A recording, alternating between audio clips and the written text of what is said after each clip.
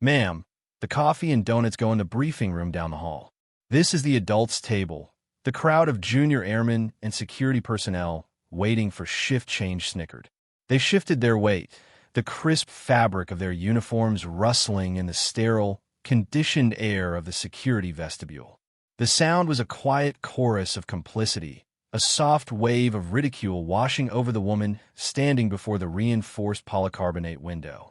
She remained perfectly still, her posture neither defiant nor cowed, but simply present. She offered no reaction to the insult, her gaze fixed not on the smirking face of the young sergeant behind the glass, but on a small, blinking LED on the security console, a tiny green heartbeat in a fortress of gray steel and silent threat. But when the facility's director, watching on a remote monitor from the heart of the complex, saw her stance, the subtle, almost imperceptible shift of her weight to the balls of her feet, a posture of readiness he hadn't seen since his own days in the field, his blood ran cold. He knew something the sergeant, in his youthful arrogance, could not possibly comprehend. If you believe that true competence needs no announcement and that respect is an echo of action, not a demand of ego, type quiet professional below. Sergeant Miller felt the surge of power that came with his position. He was the gatekeeper to the Crucible, the most advanced strategic simulation and wargaming facility on the planet. Housed deep within the granite heart of Cheyenne Mountain, it was a place where futures were decided, where digital wars were fought and lost to prevent real ones. His job was to be the impenetrable wall, to scrutinize, to deny, to be the living embodiment of the word no. The woman on the other side of the glass was a soft, civilian-shaped problem. She looked to be in her late 50s, with strands of silver woven through her dark hair, which was pulled back in a simple, functional bun. She wore a plain gray pantsuit, practical and utterly devoid of style. Her face was a map of quiet intelligence, her eyes a calm, deep blue that seemed to absorb the harsh fluorescent light without reflection. In her hand, she held a thin, worn leather briefcase. Her identification was technically valid, a laminated card with a magnetic strip and a faded photograph. But it was an old format, a legacy credential from a bygone era of security protocols. It was this artifact that gave Miller his anchor of disdain. "This ID is 20 years old, ma'am," he said, holding it up to the glass with theatrical slowness. "The system probably thinks you're a ghost. We've had 3 full security overhauls since this thing was printed. I can't let you in." He enjoyed the performance, the way his voice echoed with finality in the small, armored space. He was protecting the nation's secrets from a librarian, it seemed. The woman simply nodded once, a minimal economic movement. "I have an appointment," she said, her voice even and low, carrying no trace of frustration. It was this calm that irritated Miller the most. It felt like a challenge, a silent refutation of his authority. He wanted a reaction. He wanted her to argue, to plead, to show some crack in her placid facade so he could hammer the wedge of regulations into it. "An appointment," Miller repeated, drawing the words out, letting sarcasm drip from each syllable. He tapped a few keys on his console, pretending to search a database he had no intention of consulting seriously. "Let's see. Appointment for Dr. Eris Thorne. Nope, nothing here. You're not on the access roster. Not for today, not for this week, not for this century." He leaned forward, his face close to the microphone grill. "Look, I get it. It's a big base. Easy to get turned around. But this facility, right here, this is the bleeding edge. We don't have appointments for consultants from the history department." The laughter from the assembled personnel was louder this time. Miller smiled, feeling the approval. He saw not a person, but a disruption. He saw not a professional, but a procedural error. He saw not a quiet titan of her field, but a confused old woman who had wandered into the wrong building. He was about to deliver his final, dismissive instruction to call for an escort to guide her off the premises when the small green LED on his console, the one she had been watching so intently, began to blink red. Then another, and another. Within seconds, the entire board was a cascade of crimson alarms, and a klaxon began to blare, a sound that signaled not a drill, but a genuine, catastrophic failure deep within the machine. The transition from smug superiority to raw panic was instantaneous. The sterile air of the vestibule was suddenly thick with tension, the blaring klaxon a physical force pressing in on them.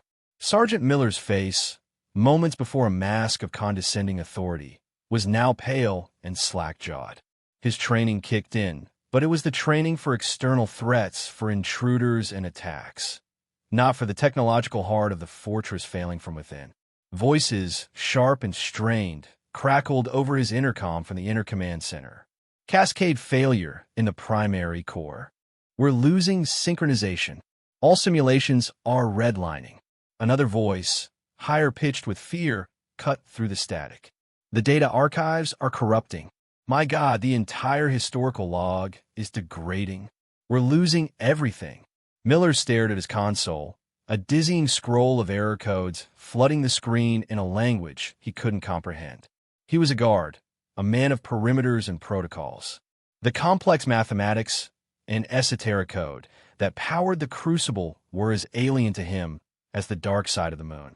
The group of airmen who had been laughing moments before were now frozen, their eyes wide, looking to him for guidance he did not have. He was the wall, but the building was collapsing from the inside out. He had no tools for this, no weapon, no procedure in his binder. He was utterly, terrifyingly useless. It was in this moment of rising chaos that her voice cut through the noise, as calm and clear as a bell. "Sergeant," she said, her voice transmitted through the small speaker in his booth. It wasn't loud, but it had a quality of absolute focus that seemed to bend the surrounding pandemonium around it. "Patch me through to the engineering station on your internal comms." Now Miller, jolted from his stupor, stared at her through the glass. The idea was absurd. It was a violation of a dozen security protocols. And yet, the sheer, unshakable certainty in her tone was more compelling than any regulation. He was drowning, and she had just thrown him a line. His hands, clumsy with adrenaline, fumbled with the console. He found a channel for the primary engineering node and patched it to the external intercom. "You're on," he managed to say, his own voice sounding weak and thin. The panicked voice of a young technician, a lieutenant by the sound of him, filled the booth. "Command, I can't isolate the feedback loop. The quantum processors are depooling. It's a dead stick. The whole system is going to brick itself in 90 seconds. Then came her voice again, a river of calm in the firestorm of crisis. "Lieutenant, this is Oracle. State your name and report primary coolant pressure." There was a pause. The name, a call sign from legend, hung in the air, unrecognized by the frantic tech. "Lieutenant Jacobs. Pressure is, it's spiking past 1,800 kilopascals. The conduits are going to blow." Her voice came back instantly, stripped of all pleasantries, a tool of pure information. "Jacobs, listen to me. Disregard the pressure readings. The sensors are compromised. You have a recursive error in the heuristic learning matrix. It's created a phantom load on the processors. You cannot fix it through the main console. Do you understand?" Her words were a foreign language, but the authority behind them was universal. The air in the control booth was thick with the smell of ozone and fear. Lieutenant Jacobs, on the other end of the line, was audibly hyperventilating. "A phantom load? That's not in any manual. The system is supposed to be shielded against that," he stammered, his voice cracking. Sergeant Miller watched the woman on the other side of the glass. She had closed her eyes. It was not a gesture of surrender, but of intense concentration, as if she were visualizing the labyrinthine corridors of code and circuitry buried deep within a mountain. She was seeing the machine not as it was, but as she had designed it. "The manual is 20 years out of date, Lieutenant." Her voice flowed, smooth and precise. "The shield has a harmonic vulnerability I never had the budget to patch. You're going to patch it now. Go to the physical maintenance panel behind server rack 7 Gamma. Open it." There was a sound of clattering footsteps and a metallic clang over the comms. "I'm there," Jacobs yelled. "It's a hardwired panel. It's locked out. The code is my birth year, followed by the atomic number of gold, followed by the year the Treaty of Westphalia was signed." "Open it." Miller stared, bewildered. He saw the flicker of Jacobs's hesitation, a moment of disbelief from a man being asked to trust a ghost on the line with the keys to the kingdom. But the alternative was total system collapse. He heard the frantic beeping of a keypad. "I'm in. It's all raw command line. What do I do?" Dr. Thorne, Oracle, began to speak, and what came out was not a set of instructions, but a torrent of pure data. Type, sudo root access override enter. Execute sequence kill-9 process ID 72851. That's the recursive loop. Enter. Flush cache memory banks alpha through zeta enter. Reroute primary power from substation 3 to the auxiliary core enter. Now, Jacobs, this is critical. You're going to see a prompt for a firewall key. You must input the following 64-character string in the next 15 seconds, or the system will permanently lock you out. Are you ready? Miller could feel his own heart pounding in his chest, a frantic drumbeat against the steady rhythm of her voice. He was witnessing a surgical procedure performed by telephone, a symphony of logic conducted through a cheap intercom speaker. On the screen, the endless scroll of red error messages began to slow. The blaring of the klaxon dropped in pitch, faltering. The machine was responding. On the other end of the line, Jacobs was breathing heavily, his fingers flying across the maintenance keyboard. "Ready," he gasped. She recited the code, a seamless string of letters and numbers, without pause, without error, a feat of memory that was nothing short of superhuman. It was a language spoken between a creator and her creation. The moment the last character was spoken, a profound silence fell, not just in the control booth, but throughout the entire facility. The klaxons died. The frantic voices from command cut off. The cascading red lights on Miller's console blinked out one by one, replaced by the steady, reassuring green of full operational status. The silence was deafening, a vacuum left by the departed chaos. It was the sound of an averted apocalypse.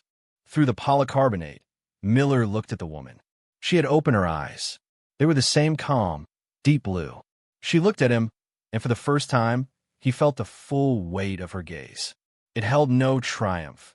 No, I told you, so it held only a quiet, professional assessment. In that moment, he understood that he had not been standing before a lost old woman. He had been standing guard at the gates of Olympus, and had just tried to deny entry to Athena herself. The silence held for a full 10 seconds, a small eternity in which the magnitude of what had just occurred began to settle over the occupants of the security vestibule. Sergeant Miller felt as though he were underwater, the pressure of his monumental error crushing him.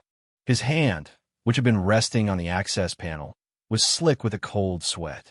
He looked at the old, laminated ID card still sitting on his desk.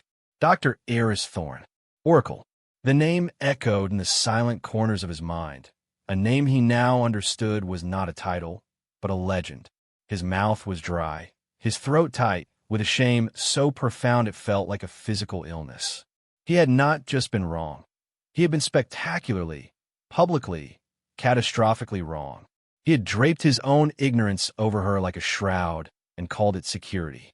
The airmen behind him were statues of disbelief, their earlier mockery forgotten, replaced by a raw, unadulterated awe. They were looking at the woman on the other side of the glass with the same reverence they might afford a 5-star general. The spell was broken by a new sound, heavy, frantic footsteps echoing down the corridor from the inner sanctum. The emergency lockdown doors slid open with a pneumatic hiss, and 4 men in full-service dress uniforms burst into the vestibule. Each wore the silver eagle of a full colonel on his shoulders. One was Air Force, one was Army, one was Navy, and the last, in a sharp suit that still managed to look like a uniform, was from the Defense Intelligence Agency. They were the 4 joint directors of the Crucible, the high priests of this technological temple. Their faces were etched with a mixture of residual panic and profound relief. They didn't even glance at Miller. Their eyes, all 8 of them, locked onto the woman standing calmly outside the gate. The senior officer, an Air Force colonel with a chest full of ribbons and a face like carved granite, strode directly to the security window. He looked at Miller for the first time, and his expression was one of glacial fury. "Open this gate." Now, Miller's hands trembled as he slammed his palm onto the access button. The heavy steel and polycarbonate gate slid open. Dr. Thorne did not move. She simply stood there, her worn briefcase in her hand, as the four most powerful men on the base approached her. The Air Force colonel stopped a respectful 3 feet away from her. He drew himself up to his full height, his back ramrod straight. Then, in a motion that was crisp, formal, and filled with a reverence that stunned every junior enlistee watching, he snapped a perfect salute. "Dr. Thorne," he said, his voice booming with authority and gratitude. "On behalf of the Joint Chiefs, thank you. You just saved the entire Western strategic defense architecture." The other 3 colonels followed his lead, their right hands moving to their brows in a unified gesture of ultimate respect. For colonels, saluting a civilian woman in a plain gray pantsuit, it was a sight so contrary to the rigid hierarchies of military life that it felt like a tear in the fabric of reality. It was a moment that would be burned into the memory of everyone present, a silent, powerful testament to a hierarchy that transcended rank, the hierarchy of pure, undeniable competence. The Air Force colonel, a man named Sterling, held his salute for a long moment before crisply dropping his hand. His gaze shifted from Dr. Thorne to the pale, trembling Sergeant Miller. The look in his eyes was not just anger. It was a deep, profound disappointment. "Sergeant," he began, his voice dangerously quiet, "I have your entire exchange with Dr. Thorne on a continuous audio-visual recording. The one where you, a non-commissioned officer with 18 months of service at this post, decided to lecture the woman who single-handedly wrote the base code for this entire facility's operating system. The woman who designed the very security protocols you so arrogantly failed to comprehend." He took a step closer to the booth, his voice dropping even lower, making it more menacing. "You were given a name. You had access to a database. Did it not occur to you, even for a fleeting second, to check the historical archives? To look for a file under legacy personnel or founding architects?" Miller could only shake his head, the motion jerky and small. He hadn't thought to look. He had made an assumption based on a faded photograph and a simple suit, and his pride had filled in the rest. He had built a fortress of certainty on a foundation of pure ignorance. The colonel from the DIA stepped forward. He was holding a tablet, and on the screen was a personnel file. He turned it so Miller could see. It was Dr. Thorne's. At the top was her photograph, the same one from the ID card, taken 2 decades ago. But below it was a list of credentials that made Miller's vision swim. Education, PhD, Computational Mathematics, MIT. PhD, Theoretical Physics, Caltech. Languages, fluent in 13 programming languages, including 3 that were still classified. Project Lead, Project Chimera, the Crucible's codename. Project Lead, Aegis Network Security Protocol. Project Lead, Sentinel AI Heuristic Engine. The list went on, a litany of achievements that had shaped the very world he inhabited. Under the awards section were the highest civilian honors available from the Department of Defense, the NSA, and DARPA. Her security clearance was listed as above top secret Oracle level. It wasn't a clearance level. It was a classification all her own. The Army colonel, a stern man with a square jaw, spoke next, his voice rumbling with indignation. "Son, the call sign Oracle is spoken of in the Pentagon with the same reverence we use for names like Patton and MacArthur. She is a living legend. The only reason she isn't on the active daily roster is because she retired 15 years ago. She is here today at our personal, desperate request because the system she built was evolving in ways we no longer understood. She was here to help us. And you offered her donuts. The final word hung in the air, a monument to his folly." The Navy colonel, a man who looked more like a scholar than a warrior, gestured towards Dr. Thorne. "This woman has forgotten more about quantum computing and strategic defense than you will ever learn. Her mind is designated as a national strategic asset by presidential directive. And you treated her like she was lost, he finally looked at Dr. Thorne, his expression softening into one of pure apology. "Doctor, I cannot apologize enough for the welcome you received. It is an inexcusable failure on our part." Dr. Thorne simply gave a small, almost imperceptible nod. "The system is stable now, Colonel," she said, her voice betraying no emotion. "But the harmonic vulnerability is still there. We need to get to work." She made a step past them, her focus already on the problem ahead, the insult and the drama already forgotten, a trivial distraction from the real work that needed to be done. The four colonels formed a protective escort around her, parting the stunned crowd of onlookers like a ship's prow through water. They moved as one, their uniforms a stark, formal contrast to her simple gray attire. Yet it was clear to everyone who was truly in command. As she walked past the security booth, she paused for a fraction of a second. She didn't look at Sergeant Miller, but at the console he operated. With a single, slender finger, she pointed to a small, almost invisible icon in the corner of the screen, a magnifying glass overlaid on a book. "Historical archives," she said, her voice not unkind, but purely factual. It was the simplest of statements, yet it landed on Miller with the force of a physical blow. The tool to prevent his entire catastrophic error had been right there, a single click away, all along. His failure was not of the system, but of his own character. He had chosen the easy path of arrogance over the simple, professional duty of diligence. He slumped in his chair, the rigid military posture draining out of him, leaving him feeling hollow and small. The colonels escorted Dr. Thorne deep into the facility, their voices a low, respectful murmur as they briefed her on the situation. The heavy blast doors hissed shut behind them, leaving Miller alone in his glass cage with the echoes of his humiliation. The silence that returned was different now. It was not the calm before the storm or the peace after a crisis averted. It was the heavy, suffocating silence of shame. The airmen who had been present began to disperse, not with laughter or gossip, but with quiet, averted eyes, as if they were embarrassed to have been witnesses to his downfall. Miller stayed seated for a long time, staring at the screen, at the little icon she had pointed out. He finally summoned the will to click it. He typed her name, Thorne, heiress. Her file appeared instantly, the same one the DIA colonel had shown him, but with even more detail. There were commendations signed by generals he had only read about in history books. There were footnotes on mission reports from conflicts that had ended before he was born. He read about how she had worked for 60 hours straight during a global cyber attack, subsisting on black coffee and sheer force of will, single-handedly defending the nation's power grid from a hostile state actor.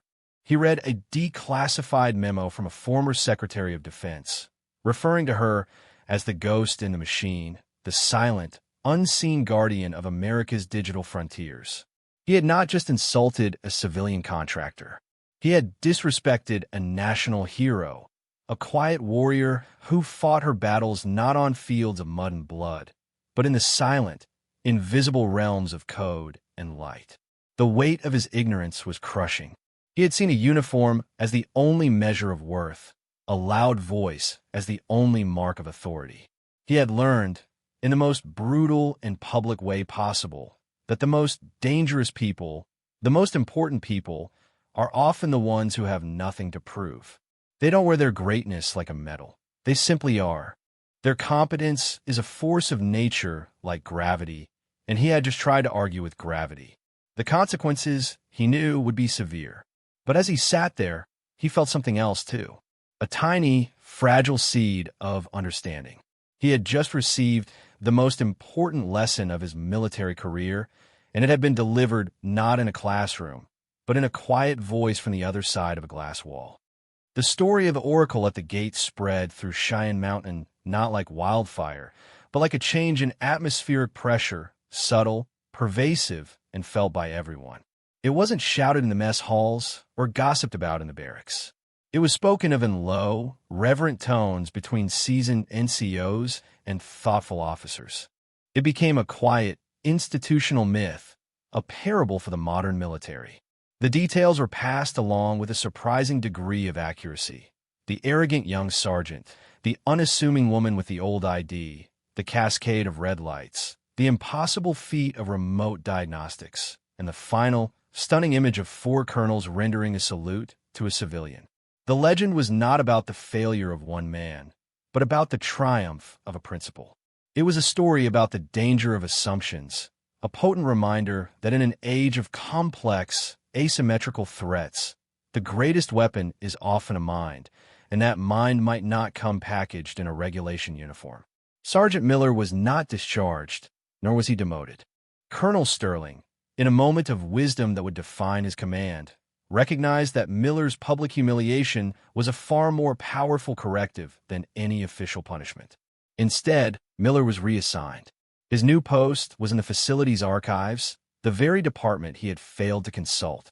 For a year, his job was to read, catalog, and digitize the service records and project files of the thousands of civilians, the engineers, the mathematicians, the physicists, the programmers, who had contributed to the nation's defense since the dawn of the Cold War.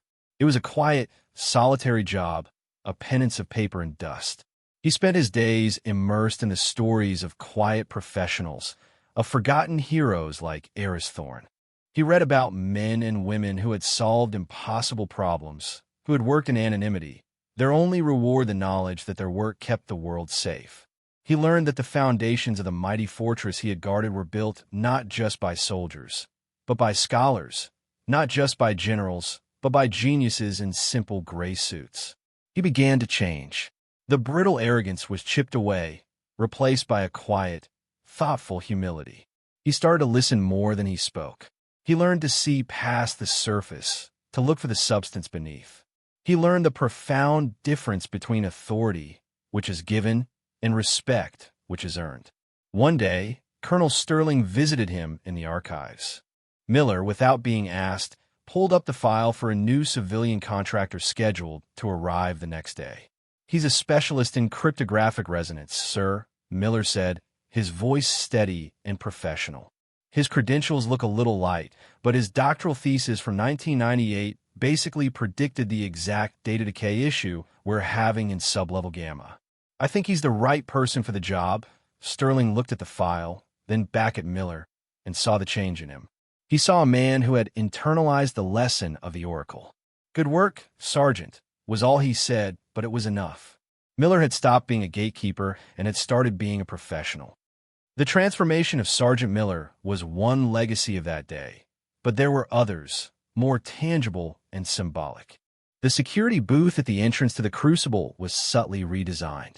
The icon for the historical archives on the main console was made larger, its border glowing with a soft, pulsing light, a constant, silent reminder to always check the records, to never assume. But the most significant change was to the intercom system.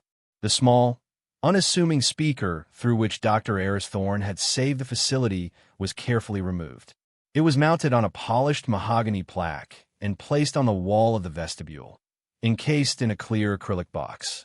Beneath it, a simple brass plate was engraved with a quote attributed to her from a declassified interview years prior. "Competence is a quiet language." It became a ritual for new personnel assigned to the Crucible. During their orientation, they would be brought to the vestibule, and the story of the Oracle at the gate would be told to them by their training officer. They would stand before the encased speaker and be reminded that the most critical assets often look the least threatening, that expertise wears many uniforms, and that the loudest voice in the room is often the most ignorant. The story became a teaching tool, a foundational piece of the facility's culture. It shaped a new generation of security personnel to be more inquisitive, more diligent, and more humble. The phrase, "Don't pull a Miller," became quiet shorthand for the act of making an arrogant assumption. And Miller himself, once he was reinstated to a security position, was the one who told the story best. He would stand before the rookies, his own past self the cautionary tale, and he would tell it without flinching, without glossing over his own foolishness. He would point to the plaque. "Your job," he would tell them, his voice resonating with the hard-won wisdom of his experience, "is not just to keep people out. It's to know who you are letting in. Your greatest tool is not your sidearm. It's not your authority. It's your diligence." Never forget that the legend of Eris Thorne grew. She never returned to the crucible, her work having been done. She faded back into the quiet retirement she had earned, but her presence remained. She became a symbol of the institution's highest ideals: silent service, intellectual rigor, and a profound humility that let her actions speak for themselves. Her legend was a reminder that true strength wasn't about the power to command, but about the ability to solve the problem. Not about the rank on your collar, but about the knowledge in your head.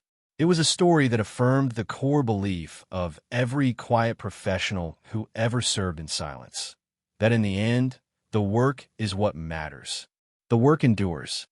Years passed. The technology within Cheyenne Mountain evolved, growing ever more complex, but the story of the oracle at the gate remained a constant. It became a part of the institutional DNA, a touchstone for the values the command sought to instill. A young airman, on her first day of duty at the vestibule, found herself staring at the encased intercom on the wall. Her training NCO, a master sergeant with calm, steady eyes and a quiet demeanor, noticed her gaze. He was a man who had seen many new faces come and go, a man who understood the weight of the responsibility they carried. The master sergeant was, of course, a much older, much wiser David Miller.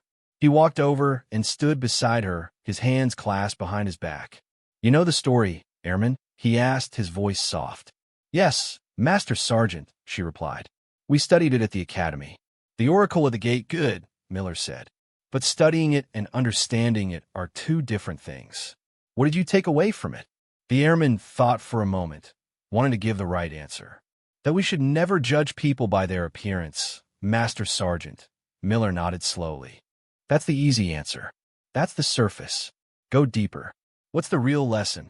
She looked from the plaque to the imposing steel doors of the crucible, then to the quiet authority in Miller's face. "That respect has to be our default setting," she said, her voice gaining confidence. "Not suspicion. That our first duty is to be professional, and professionalism means being diligent, thorough, and humble enough to know that we don't have all the answers." Miller allowed himself a small, rare smile. She got it. The lesson had been passed down. The legacy was secure. "Exactly," he said. "Your job is to be the calm, professional center in any storm. To see what's really there, not what you assume is there. Every person who walks up to that window is a puzzle. Your job is to solve it, not dismiss it." He looked at the plaque one last time, the simple speaker a relic of the most important moment of his life.